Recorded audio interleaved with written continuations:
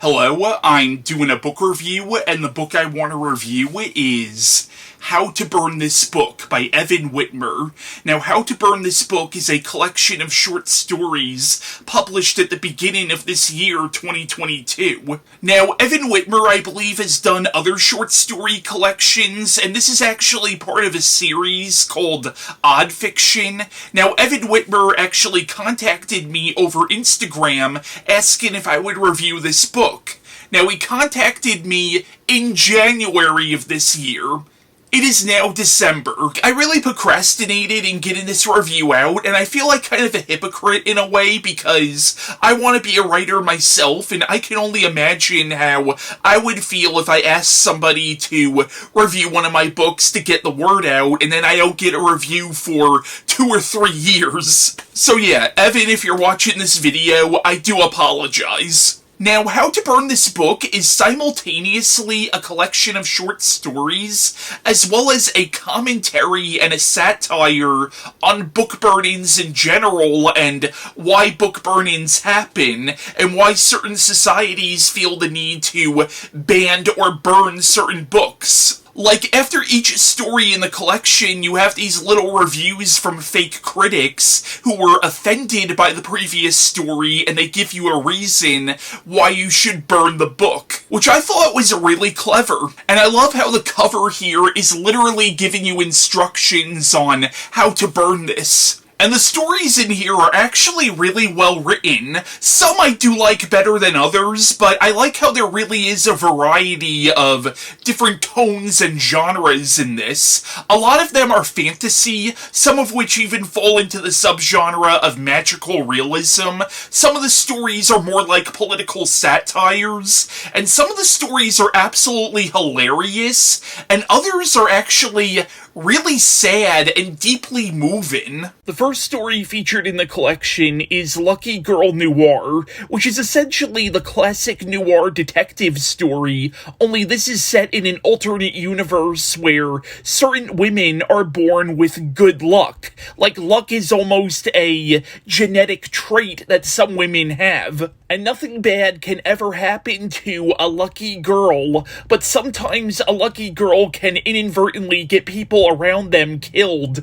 if that person's death ends up benefiting them. However, they can't be charged for this because it's not really their fault. But the story follows a detective who's investigating the recent murder of an unidentified woman, but it turns out that this Jane Doe may in fact have been a lucky girl, but murdering a lucky girl was previously thought to be impossible. This story was a very good introduction to the collection, and it was a great example of the kinds of magical realism stories that you'll find in How to Burn This Book. The second story in the collection is 3 Days West, and this is the one story, and keep in mind, I did like this story, but I read this a few weeks ago, and this is the one story in the collection that I actually don't remember a lot of key details of. So I might be completely misremembering this story, but it's described as an acid western, so it's meant to be surreal and sort of dreamlike to begin with. But we follow these 2 cowboys, and one of them seems to be psychic, or at least he claims to be psychic, and he previously experienced certain things that the other one seems to be going through, and it almost seems like there's a weird, time loop thing going on here. And one of these cowboys, their wife went missing, and she wrote a book that kind of explains certain things that are going on.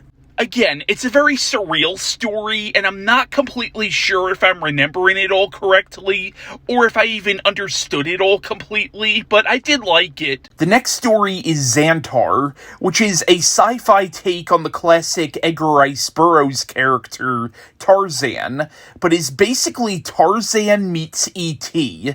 The plot follows an alien child whose mother was killed by space criminals, and he's put into a pod that lands in the woods of Massachusetts. The child is rescued and raised by raccoons. The child is eventually found by humans, and he starts to develop the same bond with the humans that he did with the raccoons. While the premise might sound silly, This is actually a really good science fiction fantasy story, and the ending is actually quite heartbreaking. And this is a slight spoiler, but I liked how you saw sort of a parallel between what ends up happening to his raccoon family and then what ends up happening to his human family, both of which could be paralleled with what actually happened to his original alien family. But I thought this was an excellent story, and this might actually be the second best story in the collection. You'll see which one I think is the best soon enough. The next story is Sea Creatures, which is a fantasy story set in ancient Greece and is about a siren that falls in love with a mermaid. This might actually be one of my least favorites in the collection. Not that it was bad by any means, it just didn't grab me like some of the other ones did, but I did like how this story really is written like an ancient Greek myth, and if you're interested in Greek mythology, I think you might appreciate this story a lot. Next we have Lizard People Take Orlando, a very clever political satire about an up-and-coming politician running for mayor of Orlando, but little does the public know that he is actually a scaly, which is kind of like a furry, only instead of dressing up as furry animals, scalies dress up as reptiles, and this is a secret that he fears could ruin his political career if it ever came out. This was a really good story, and it actually does make you wonder, what if there was a politician who was a furry or a scaly, and for all I know there might actually be, but it does make you wonder how that would affect a politician's career. I mean, I'll admit, furry culture is something that I really don't get at all. At the same time, though, it really shouldn't affect anybody's career because it literally affects nobody's life but their own. But in the story, it's meant to be sort of a take on sexual orientations, like being gay or being trans. I'm not sure if being trans technically counts as an orientation, but again, it's something that doesn't affect anybody else but that person, and really is nobody else's business but that person's. And there are several real-life political figures who show up in this story as characters. For example, current Florida Governor Ron DeSantis shows up briefly in the story and is kind of the overarching antagonist. Next we have The Spirit Realm, another really clever story. This one follows a young college student who wakes up naked at a party and finds that he's the only survivor of a mass poisoning.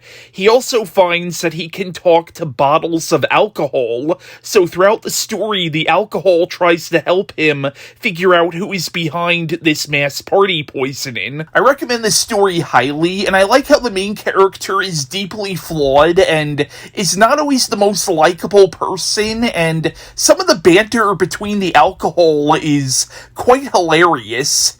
Now, you could call this story an example of magical realism, however, by the end, you're not sure if he really was talking to the alcohol, or if this was some effect of the poisoning. The Pimp Who Slapped the Ripper is the next story within the collection. This one follows a female procurer. A procurer is basically a pimp. A pimp is a male procurer. A madam is a female procurer. But basically, this story is set in London in the late 1880s during the Jack the Ripper killings, and it follows a madam who has to track down Jack the Ripper in order to protect her girls. This story was alright. It wasn't one of my favorites in the collection, but it was pretty good. I do have somewhat mixed opinions on the main character, but I do think that was kind of the point. Like, there are points in the story where she's very unlikable. Like, you do root for her when she's standing up to the sexism of the male pimps, but at the same time, she treats her girls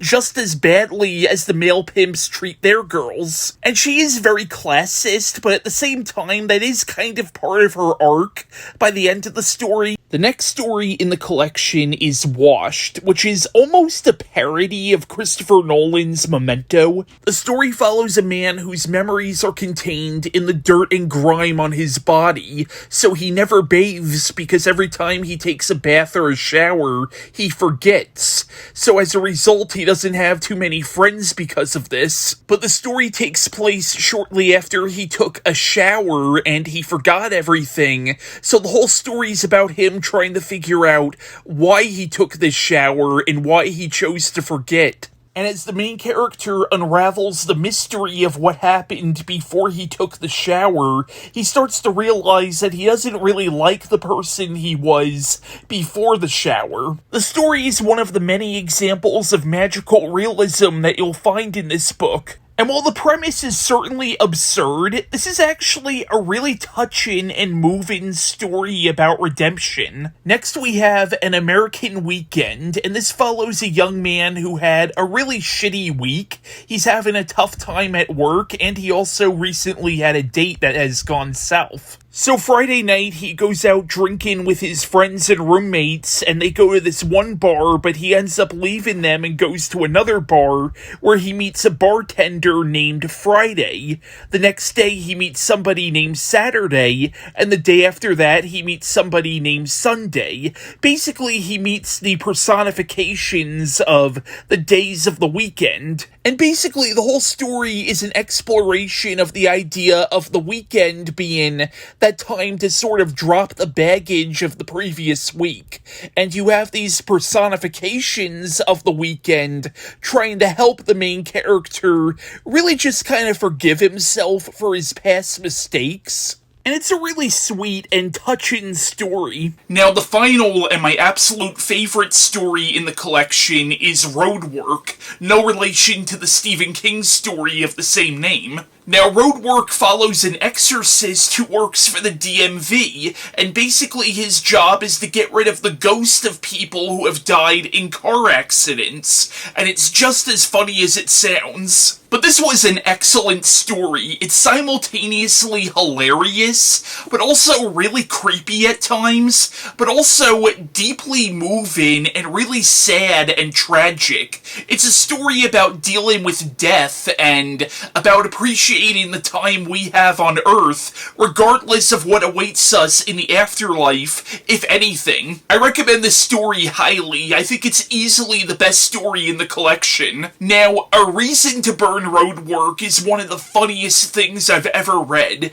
Basically, you have somebody from the DMV who is deeply offended that the story demonized the DMV and made the DMV look apathetic, so he emails Evan about this, and Evan emails him back, and their exchange is absolutely hilarious. So yeah, I recommend How to Burn this book. Again, some of the stories were certainly better than others, but overall I think you should definitely check this collection out.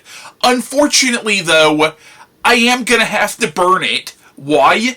Because it's telling me to. The book clearly wants me to burn it. This book joking about burning books actually really offends me, because burning books is nothing to joke about, Evan, especially in our current political climate where you have right-wing assholes who want to ban or burn any book that simply has a black or gay character.